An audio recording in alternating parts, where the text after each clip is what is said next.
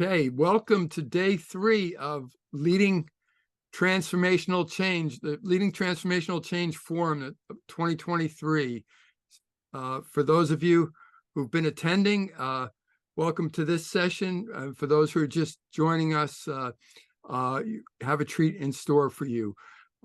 Karen Jaw-Madson is our presenter for this session. She's going to be talking about 5 ways entrepreneurial companies can prepare for the next crises. I'm Paul Edelman. I'm a coach and a facilitator and a C4C member. I'm based in the Boston area. Entrepreneurial companies tend to be nimble, but relying on nimbleness can leave you vulnerable when it comes to being prepared for crises. In this session, Karen Jaw-Madson will share with us how leaders can address current challenges in 5 ways that strengthen their organizations and prepare them to be better able to handle future crises.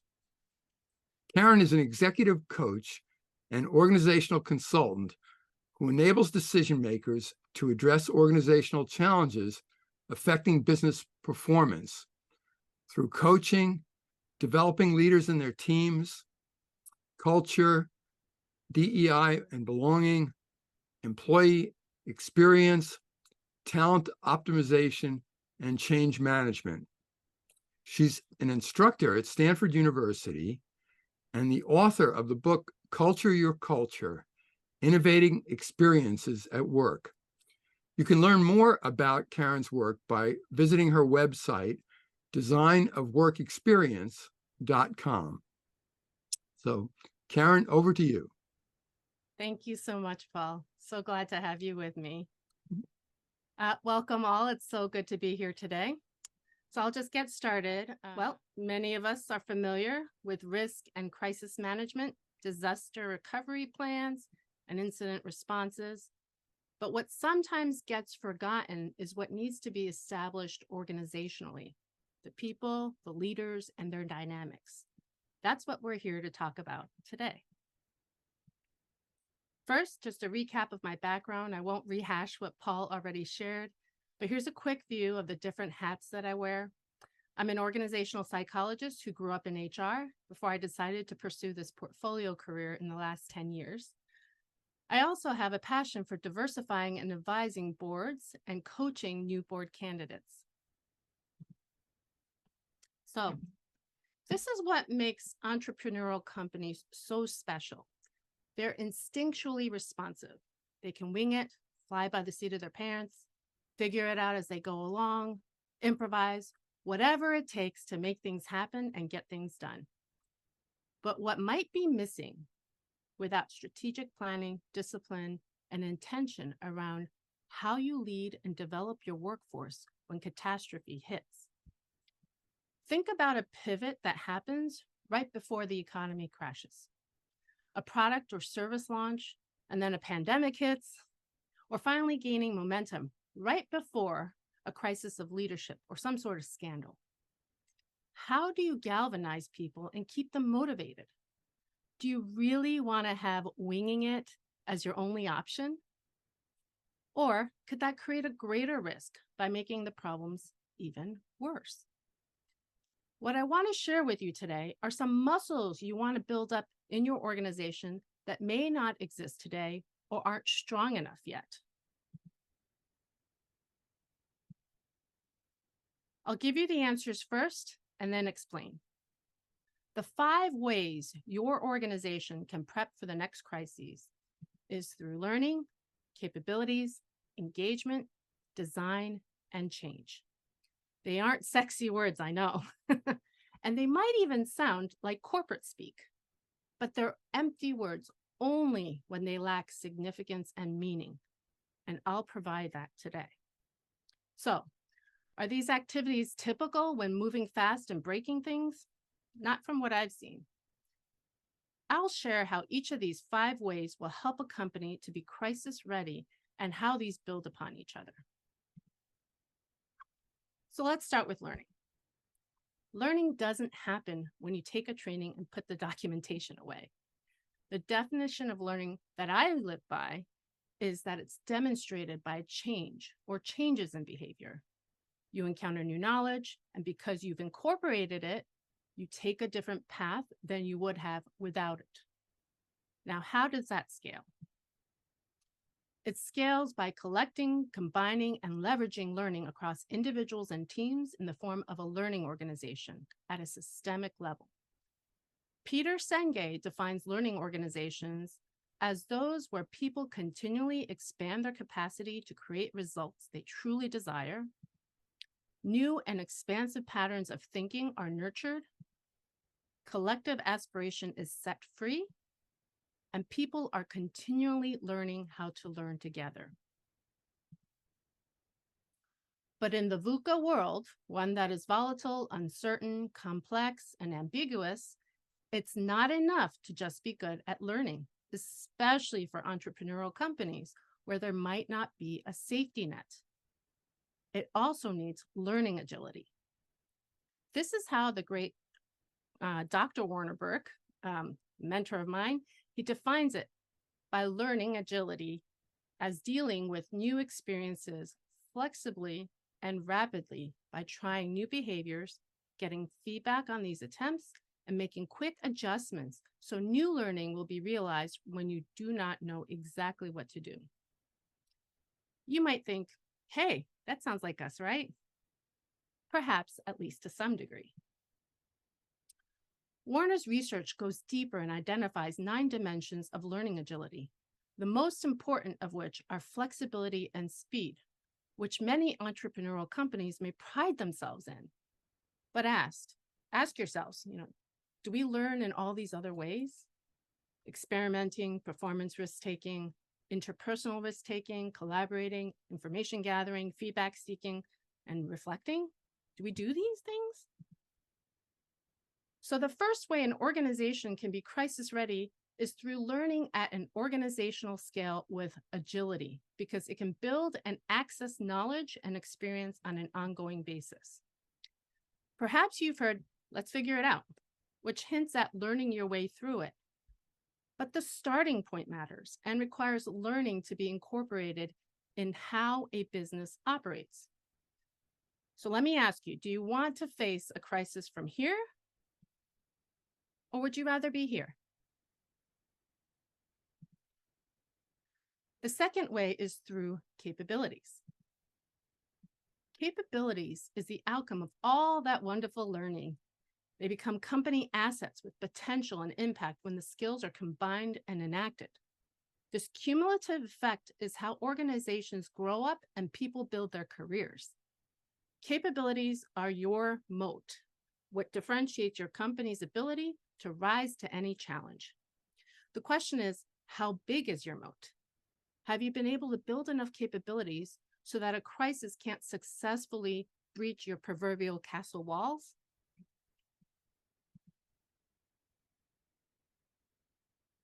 The right combination of capabilities depends on every organization's unique context and strategy. However, through my work, I've identified what I call 3 super capabilities, which should be prioritized for leaders based on their outsized impact and developed through other capabilities. I wrote about these in an upcoming book edited by Sherry DeVille. It's called AI and Cybersecurity Handbook for Healthcare Boards. But I'll say that these super capabilities are relevant for all industries. They are strategic follow-through, change leadership, and partnership. Now, the practice of strategic follow-through occurs in increasingly complex landscapes with corresponding risks and considerations from within and outside an organization. It is the ability to anticipate and act with the understanding of the whole in totality and the contribution of each of its parts and how they interact or could interact in the past, present, and the potential futures. I grew up with strategic leaders who couldn't execute, and those implementation leaders who couldn't strategize. It's increasingly necessary to find both strategic thinking and execution in the same place. The next super capability is change leadership. In the never normal world, the ability to lead constant evolutionary and disruptive change successfully is paramount. The role of the leader is to move entire systems and their stakeholders along with them. Change leadership sets the conditions for successful change, including things like communicating compelling visions that inspire people, productively engaging and motivating them throughout change, addressing resistance and implementing enablers for change, and capitalizing on momentum to sustain the change for as long as it's needed. And last but not least is partnership. No matter the size, no organization operates independently. It simultaneously exists in multiple systems that interact, influence, and are accountable to one another and the whole in numerous ways. Internal, cross-functional, and external partnerships are necessary for survival. Leaders who have many connections can bring them together by forming, developing, maintaining, and optimizing formal and informal relationships for mutual benefit, and they create organizations that can handle more capacity as a result. Now, overlay these with any crisis you might encounter. If you don't have this in your organization, especially with leaders, you need to decide whether to develop or recruit for it before it's really needed. The third way is engagement. Let's start with the opposite of engagement. Some might think that the opposite of high engagement is low engagement. Makes sense. But in reality, total lack of engagement is, guess what? Apathy. Now tie that to a crisis or challenge, and you'll see why you need engagement. As I explained in my LinkedIn learning course on sustainable DEI, engagement is what happens when people are motivated to be involved. When a crisis hits, you'll want to have access to the whole system: employees, shareholders, customers, leaders, suppliers, business partners, etc., all hands on deck and engaged to rise up to the challenge. This is the opposite of what I see in many companies. For example, with massive layoffs as a result of or the cause of a crisis, I've seen businesses try to pull back, perhaps out of fear or discomfort. It might feel counterintuitive, but in a crisis where you need people motivated to be involved, you want to double down on engagement. So how do you engage? There are lots of ways, but you want to make sure you have one mode in particular, and that is dialogue that drives dynamic, connected systems where knowledge is constantly synthesized and exchanged. I found it easier to conceptualize dialogue by differentiating it from debate and discussion. So in a debate, everyone has an agenda, and their goal is to get or even force everyone to their one version of the truth. Discussions, on the other hand, might be an unstructured exchange of ideas, but with a lot more telling than asking. The purpose of dialogue is to connect people and their ideas, uncover new possibilities, develop this collective intelligence together. And to do this, questions are asked to clarify, deepen understanding, create awareness, and discover new knowledge. Assumptions are surfaced as a result, and we achieve more together. Now, you may have heard of SWOT, a popular strategic planning technique that is an acronym for strengths, weaknesses, opportunities, and threats. For engagement, I prefer SOAR, which stands for strengths, opportunities, aspirations, and results. It provides a positive framing that reflects and redirects attention and energy from problems, fears, or deficits. Those are the things you want to avoid. And it redirects them toward where you actually want to go, especially in the midst of a crisis. If you're ever in doubt, ask questions and just dialogue with your people. Engagement will pay off. Now let's explore number 4 and 5, design and change together. These may or may not be functional areas in your company, but they are processes that are critical to your survival. Design is about creating the future. Change is about evolving or shifting as needed. An inability to do either, especially in a crisis, could bring down your entire company. And you need both I've written that without change, what comes out of design may never be fully realized. And at the same time, design gives substance to change, making it meaningful and profound. The moving fast and breaking things approach does design and change haphazardly. They change directions constantly, hacking things till they minimally work. That only goes so far, and it wastes critical resources and time when you have to confront an unexpected threat to the organization. So I want to emphasize two descriptors in this discussion: discipline and intention. Keep these in mind. So my favorite kind of design is co-design because it engages people and utilizes their perspectives and talents. In other words, we're leveraging numbers 1 through 3, learning, capabilities, and engagement. You see how these build upon each other? Co-design also engenders trust and sets the stage for change adoption. You want to co-create with the very people you expect to carry out the changes. You may get compliance from top-down decisions, but you won't motivate the way you can with co-design. There's at least 2 parts. You have the process of design, which generally speaking includes research, ideation, and prototype phases. And then you have the substance, what the design is made of, which sits at the nexus of the desirable, viable, and feasible Venn diagram. Disciplined and intentional co-design leads to innovation. Innovation needs adoption, and change provides that. The change process, again, generally includes planning and implementation. And implementation has sub-processes around change management, measurement, and making sure the changes stick with sustainability. Now, many companies forego change management and they suffer for it. They just flip the switch and force the changes through. And I've seen the fallout take years to recover and repair from. The substance of change is made up of what people need to learn, how they need to engage, and what needs to be communicated back and forth, up and down, and across the organization at the individual, team, and company-wide scales. I'm currently coaching an executive who is leading a major announcement and a transition for their business. And as they're preparing for this, I provided a template so that they can cover all their bases for the substance of change.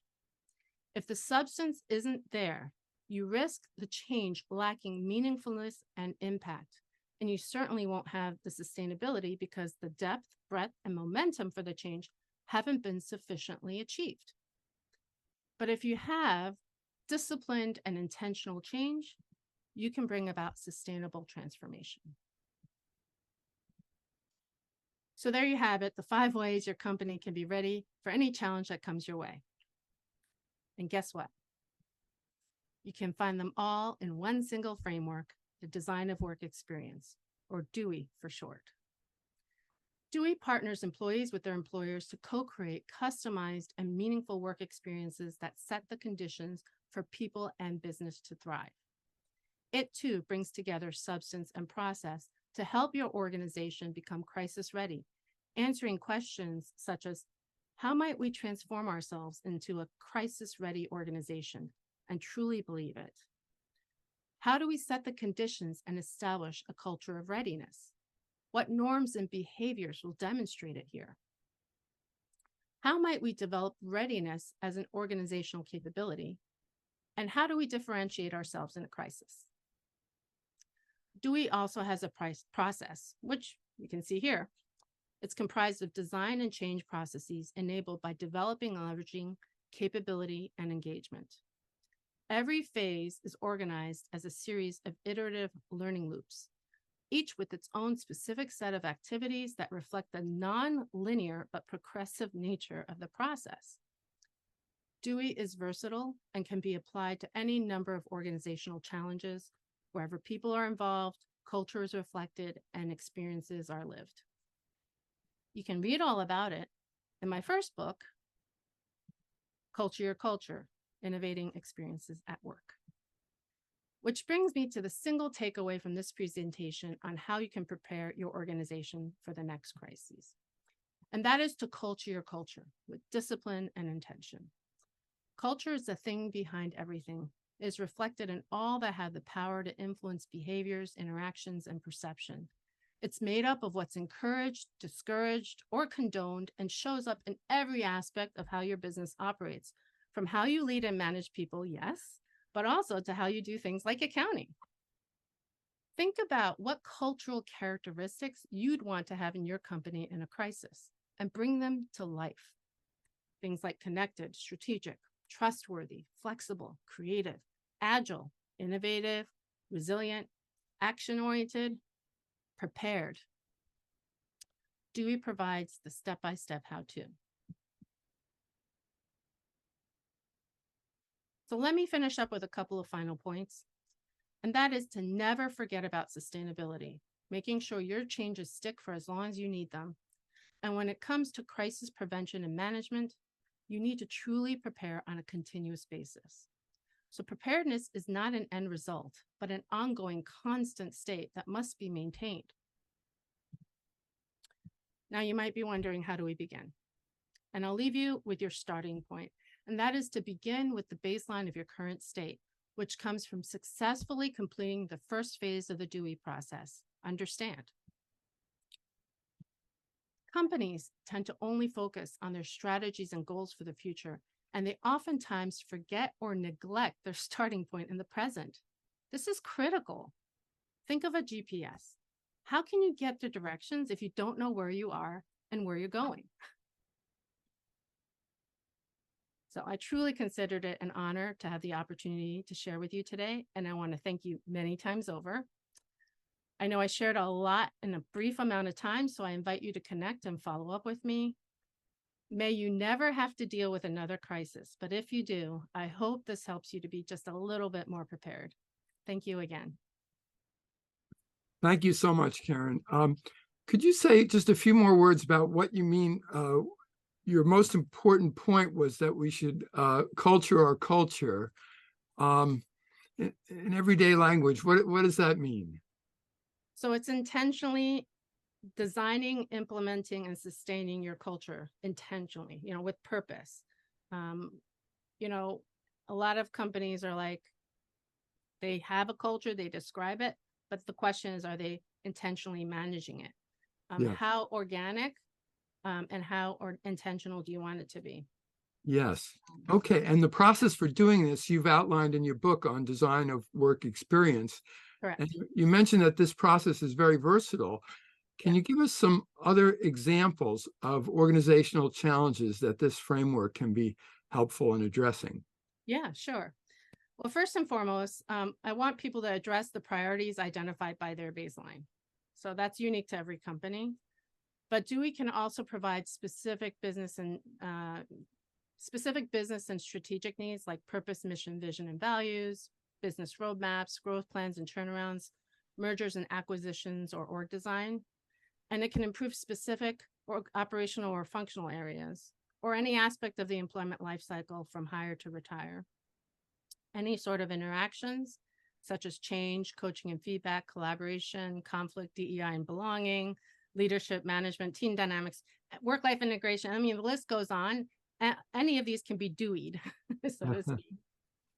It can also support the development of organizational capabilities, so things like specific cultural characteristics or targeted results, such as employer brand loyalty, first to market, learning initiatives, etc. The list goes on, as you can tell, but if you're working or wondering on anything, just reach out and I would be happy to dialogue. Great. We have a couple of questions that were submitted by viewers.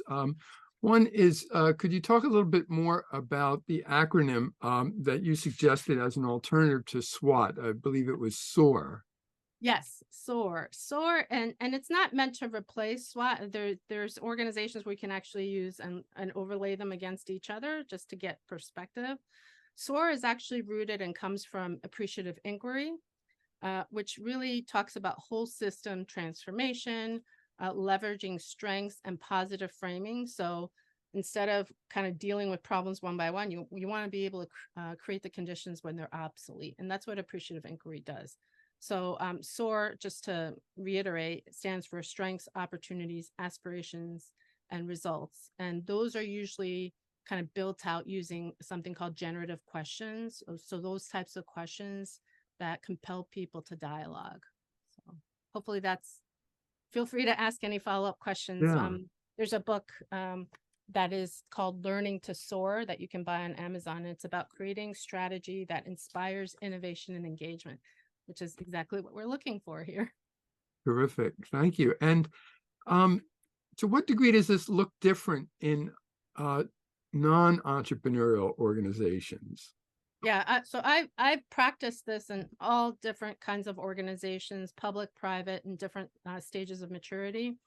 As long as you have this beginning and these aspirations, you can path it. So the whole point of this framework is to be able to provide just enough guidance to walk an organization through the process without prescribing the outcomes. So it actually works very well in non-entrepreneurial organizations. The other thing that I was very purposeful in creating this is you can scale this up or down. You can even run this, as a long-term initiative, but you can also run this as a quick sprint as well. So lots of versatility. And that was my point, is that so much is context driven that we really can't provide one answer for every company, because every company is different. Every combination of people is different. Every leader is different. So I want to be able to provide just enough of that structure for the process. Thank you. So we have just a minute left. What final thoughts would you like to leave the viewers with?